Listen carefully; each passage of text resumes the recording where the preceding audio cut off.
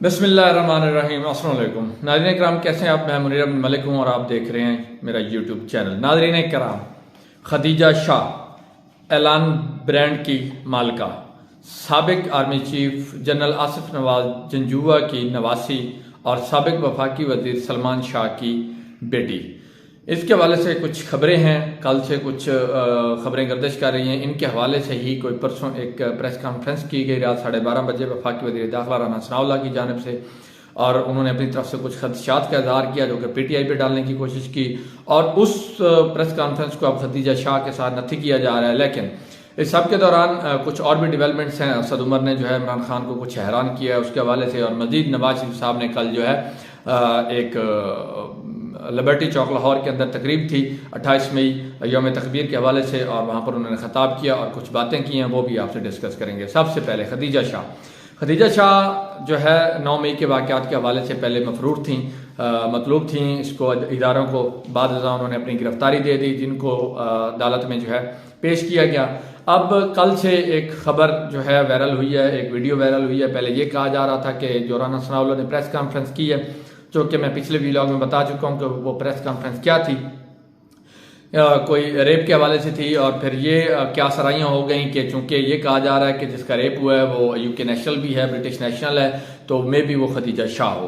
तो खदीजा शाह की फिर ये आया कि उनकी तबीयत ख़राब हो गई है, उनको जो है वहाँ पे हॉस्पिटल में एडमिट कर दिया गया है। लेकिन एक वीडियो कल वायरल हुई है खदीजा शाह की, जिसमें वो 9 मई के वाक़यात की जो है मजम्मत भी कर रही हैं, और ये भी लातल्की का ऐलान भी कर रही हैं, माफ़ी भी मांग रही हैं, एटसेट्रा जो भी था। लेकिन वो एक लिखा हुआ बयान था, मोबाइल पे वो पढ़ रही थी, जज्बात से आ रही, कोई उनकी उसमें वो नज़र नहीं आ रही थी कि विलिंगनेस के वो खुद अपनी तरफ से ये बयान है। हालांकि वो ब्रिटिश नेशनल है, तो ये चीज़ें उनको जो है लिख के लिखी हुई चीज़ें उनको पढ़ने की ज़रूरत नहीं थी, तो वो जो है पढ़ती हैं, उसके बाद वो मोबाइल जो है रख देती हैं। तो उसमें लोगों ने ये क्या सराई की कि ये उनको जो है लिख कर दिया गया बयान, और जो उन्होंने पढ़कर जो है सुना दिया। तो अब ये है कि कल से उनकी तबीयत ख़राब हुई। अब ये कहा जा रहा है कि शायद 2 थ्योरीज बनी हुई हैं। एक थ्योरी ये है कि जो वीडियो कल वायरल की गई है वो कल की नहीं है, वो पहले की है, क्योंकि वो कह रही हैं कि 2 रोज़ कबल वाक़यात, 9 मई को वाक़या हुआ, शायद ये वीडियो जो है 11 मई की है।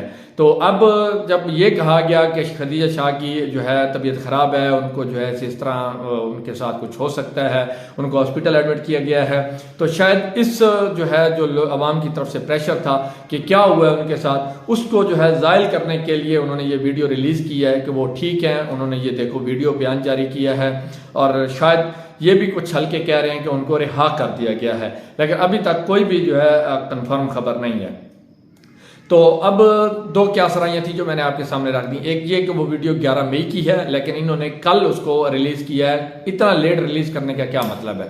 शायद कि जो खदीजा शाह के बारे में क्या सराइयाँ की जा रही थी, उनका रेप हुआ वगैरह वगैरह, तो शायद उस हवाले से है कि वो ठीक है, ये देखे उसने वीडियो बयान जारी कर दिया है। और कुछ हल्के ये भी कह रहे हैं कि उनको रिहा कर दिया गया है और बैरून मुल्क उनको पहुँचा दिया गया है। खैर ये अभी कबल अज़ वक्त बातें, इसकी तस्दीक नहीं हो सकी, लेकिन अगर वो रिहा हो जाती तो मेरे ख्याल में अब तक मंजर आम पर भी आ चुकी होती। बैरूनी प्रेशर भी है इन पर, मौजूदा गवर्नमेंट पर उनके हवाले से, क्योंकि वो ब्रिटिश नेशनल है।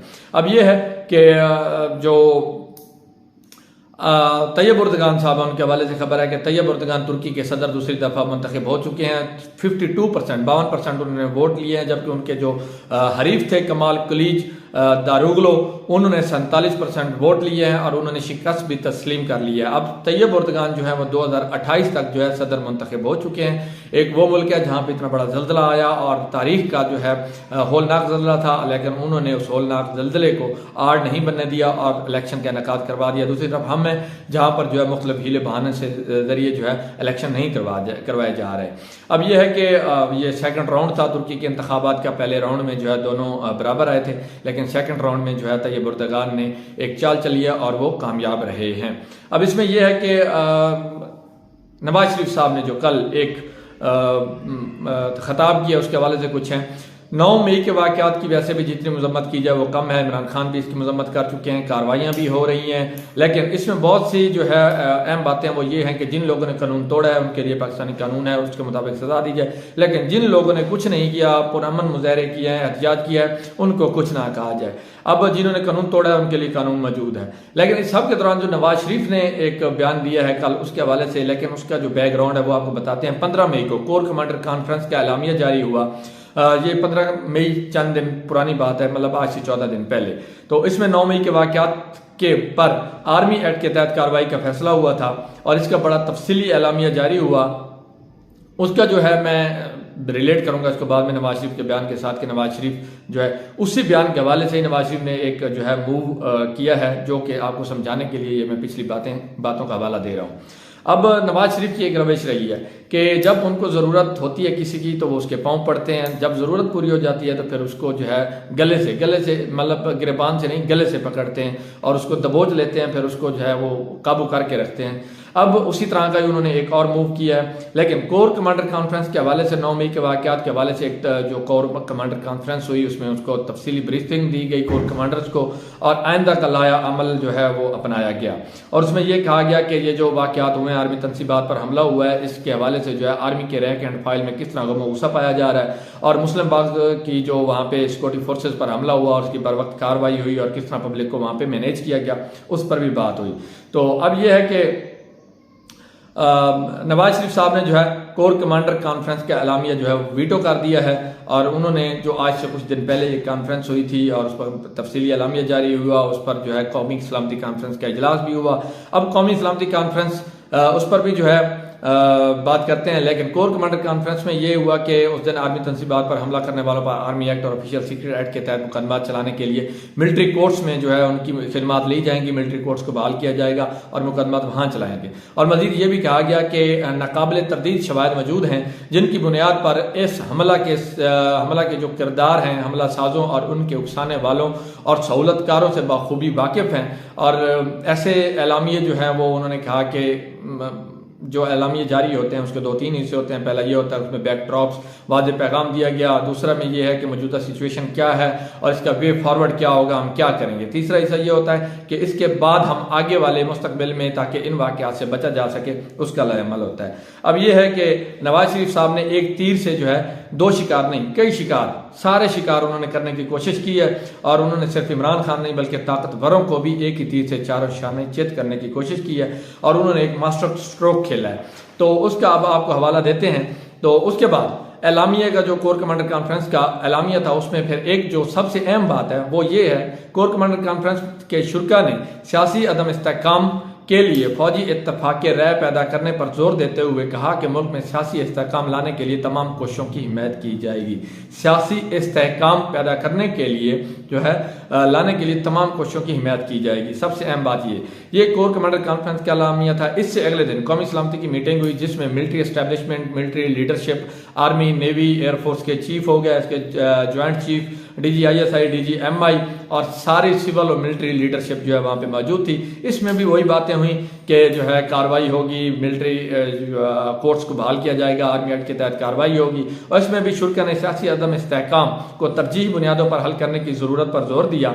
यानी जो पोलिटिकल क्राइसिस है, पोलिटिकल टर्मोइल है या पोलिटिकल जो इस वक्त इंस्टेबिलिटी है, इसको जो है दूर करने के लिए फौरी तौर पर हंगामी बुनियादों पर जो है इसकी जो कोशिशें हैं उस पर जोर दिया। शुरा ने कहा कि तमाम स्टेक होल्डर के दरमियान कौमी इत्तफाक राय की ज़रूरत है, कौमी इत्तफाक राय पैदा किया जाए ताकि अवाम का एतमाद बहाल किया जा सके। इस पर इमरान खान ने बड़ा अच्छा मूव किया। उन्होंने अपनी 7 रुकनी कमेटी जो है वो मुज़ाकराती कमेटी तश्कील कर दी, जिस पर वज़ीर दिफा साहब जो है वो तंज भी कर चुके हैं कि जी अगर ये लोग PTI छोड़ गए तो फिर क्या होगा। तो इमरान खान ने इस पर बड़े अच्छा मूव किया, 7 रुकनी कमेटी बनाई और ये भी वादे किया कि इसको मेरी कमज़ोरी ना समझा जाए। मैं जब भी मुज़ाकरात की बात करता हूँ उससे अगले दिन जो है मेरे ऊपर सख्ती की जाती है, कार्रवाइयाँ तेज़ कर दी जाती हैं। तो अब इसमें यह है कि एक तरफ कोर कमांडर कॉन्फ्रेंस जिसमें यह कहा गया कि सियासी अदम इस्तेहकाम की बहाली के लिए तमाम स्टेक होल्डर्स को ऑन बोर्ड लिया जाए ताकि नेशनल इंटरेस्ट जो है उसको डिफाइन किया जा सके। लेकिन इमरान खान ने भी अपनी जो है जो कमेटी थी, मुज़ाकराती कमेटी 7 रुकनी, वो तश्कील कर दी। लेकिन नवाज शरीफ ने अब यहाँ पे क्या कहा है? कल उन्होंने खिताब करते हुए उन्होंने कहा कि पाकिस्तान को नफरत की आग में झोंकने और अवाम को गुमराह करने और मुल्क को कई साल पीछे धकेलने वाले बेनकाब हो गए हैं, इनके साथ हम मुज़ाकरात नहीं कर सके। ये मुल्क 9 मई जैसे यौम स्याह के लिए नहीं बल्कि 28 मई जैसे रोशन दिन के लिए बना। मतलब इसमें वो ये कह रहे हैं ताकतवर हलकों के कि ये 9 मई के लिए नहीं, ये 28 मई को जो मैंने किया था ये उसके लिए मुल्क बना था।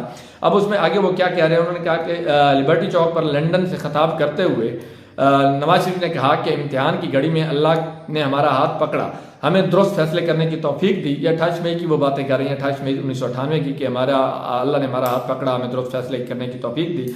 और भी बातें की। कुछ लोगों ने उन्होंने कहा कि 2017 में मेरी टांगें खींचना शुरू कर दी, पता नहीं इन लोगों को मेरे मुल्क से क्या बैर है।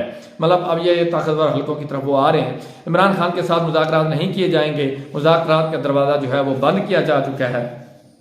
बात सिर्फ सियासतदानों से होती है, शरपसंदों से नहीं होती। इमरान खान इस वक्त मुल्क की सबसे बड़ी जो है पार्टी के सरबराह हैं और मकबूल रहनुमा भी हैं, और उन्होंने जो है उसके पार्टी तोड़ने के लिए उनके बंदे तोड़े जा रहे हैं। लेकिन जो है बंदे तोड़े जा रहे हैं, वोटर नहीं तोड़ा जा रहा। और जो बंदे भी तोड़े जा रहे हैं उनके ऑप्टिक्स जो हैं वो बहुत जो है बुरे हैं, क्योंकि वो सेल्फ एक्सप्लेनेटरी हैं। वो अगर पार्टी छोड़ भी रहे हैं तो भी वो अपना वजन जो है वो इमरान खान के पलड़े में डाल के जा रहे हैं, और लोगों को समझ आ रही है कि इनसे पार्टी जबरदस्ती छुड़वाई जा रही है।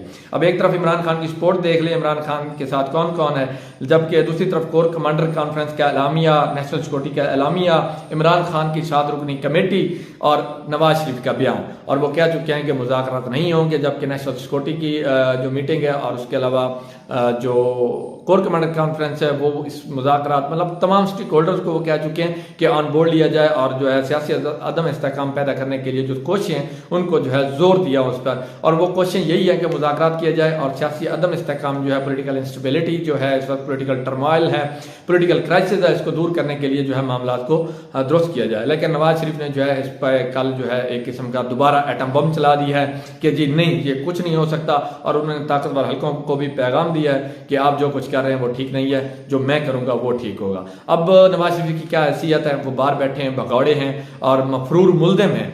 पाकिस्तानी कानून के मुताबिक वो यहाँ से जमानत पे, वहाँ पे 4 हफ्ते की जमानत लेके गए और फिर वापस नहीं है। वो मफरूर मुल्ज़िम है और वहाँ पे बैठ के क्या बातें कर रहे हैं। अब इतना साजगार माहौल के उसका भाई जो है इस वक्त मुल्क का वज़ीर आज़म है, इतने साजगार माहौल में भी वो वापस नहीं आ सका। और दूसरी तरफ जो इमरान खान का सबसे बड़ा हरीफ है वो मुल्क का जो है वज़ीर आज़म है, और इमरान खान को बाहर जाने का कहा जा रहा है और वो नहीं जा रहे। आप अंदाज़ा कर सकते हैं इनमें सबसे बड़ा लीडर कौन है। खुश रहें, खुश रखें। मेरे चैनल को सब्सक्राइब करना और वीडियो को लाइक करना ना भूलिएगा। अल्लाह हाफिज़।